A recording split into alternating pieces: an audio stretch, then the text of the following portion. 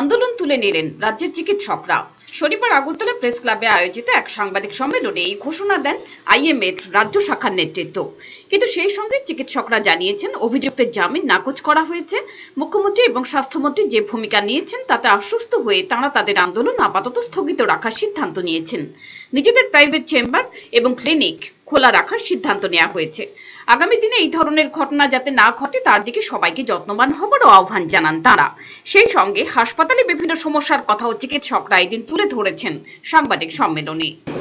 আমাদের মানসিকতা এতটাই দুর্বিষহ ছিল, এতটাই একটা খারাপ অবস্থায় পৌঁছে গিয়েছিল যে আমরা নিজেদের কাজ এভাবে করার মতো প্রস্তুত ছিলাম না।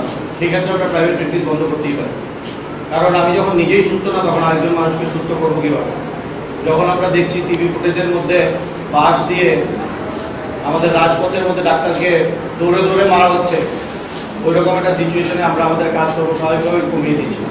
জনগণের সঙ্গে যাতে যতটুকু থাকা যায় ওই কারণে আমরা ওপিডি কন্টিনিউ করে গেছি বা চালিয়ে গেছি।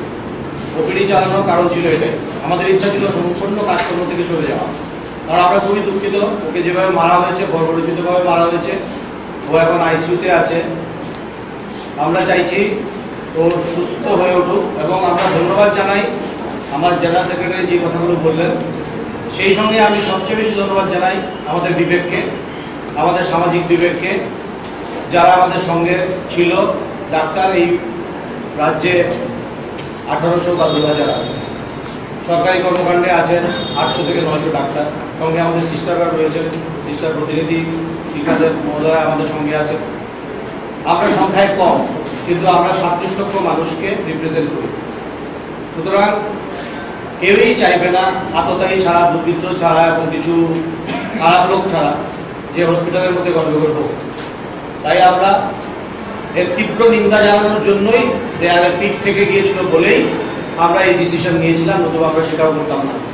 যদি আইন আইনের মধ্যে চলতো, যদি আইন আইনের মতো করে গ্রেপ্তার করে নিত, যদি বারবার বিভিন্ন ধরনের অজুহাত তৈরি করা না হতো, সেই ক্ষেত্রে আমাদের দরকার ছিল না এই লাগাতার এই ধরনের আন্দোলন চালিয়ে যাওয়া। আপনারা গণতন্ত্রের চতুর্থ স্তম্ভ, যারা আমাদের সঙ্গে এখন আছেন, আগেও ছিলেন, আপনাদেরকে অনেক ধন্যবাদ জানাই। কিন্তু আমরা বাধ্য হয়ে এই পথে গিয়েছি এবং যেই মুহূর্তে আমরা গভর্নমেন্টের কাছ থেকে, সরকারের কাছ থেকে, আমাদের ইচ্ছা ছিল যে রাজ্য সরকার আমাদেরকে ডেকে নিয়ে জিজ্ঞেস করুন কী হয়েছে তোমাদের। যে মুহূর্তে রাত্র 11টা সাড়ে 11টায় আমাদের প্রতিনিধিরা আমার সঙ্গে দেখা করেছেন, মাননীয় মুখ্যমন্ত্রীর সঙ্গে দেখা করেছেন, প্রতিবাদের ভাষা হিসেবে উনি আমাদেরকে জানিয়েছেন যে মুহূর্তে স্বাস্থ্যমন্ত্রী তার টোকেন বা প্রতীকী প্রতিবাদ হিসেবে ওনার উইথড্র করে নিয়েছেন ওনার সিকিউরিটি।